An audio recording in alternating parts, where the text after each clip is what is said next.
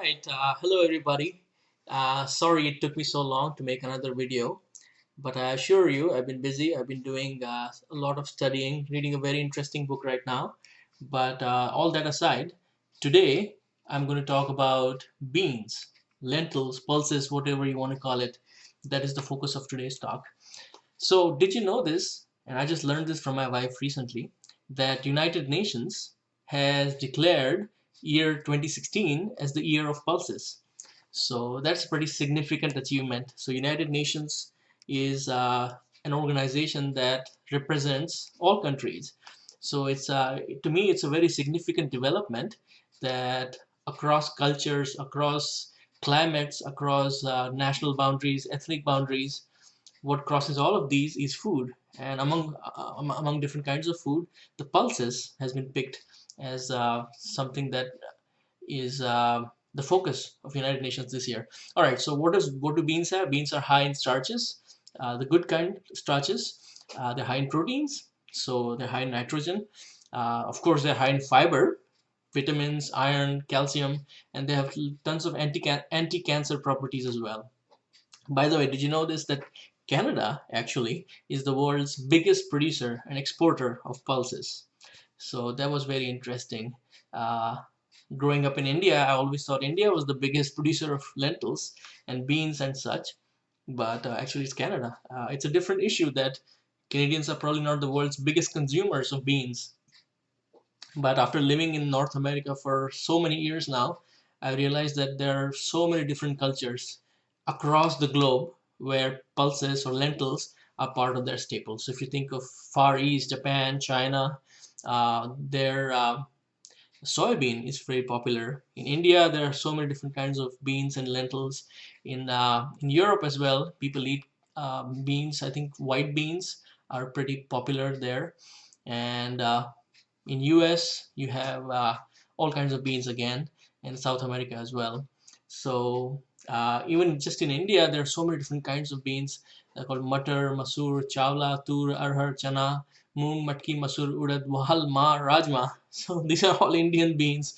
And of course, the ones outside India are azuki beans or black pinto beans, white beans, soybeans, fava beans, and so on, and so many others that I haven't counted yet. So there was one study that showed that merely increasing your bean intake by 2 tablespoons, that's about 20 grams per day, can increase your life by about 8%. So that's pretty significant. But adding 2 tablespoons on top of about 30 or so grams per day is really can extend your life. So one of the side effects of eating beans, believe it or not, is your cholesterol improves and your sugar levels actually improve. So those are the good side effects that all of us would like to have. Uh, and another study, they found that 5 cups of beans per week was significantly beneficial in people losing weight.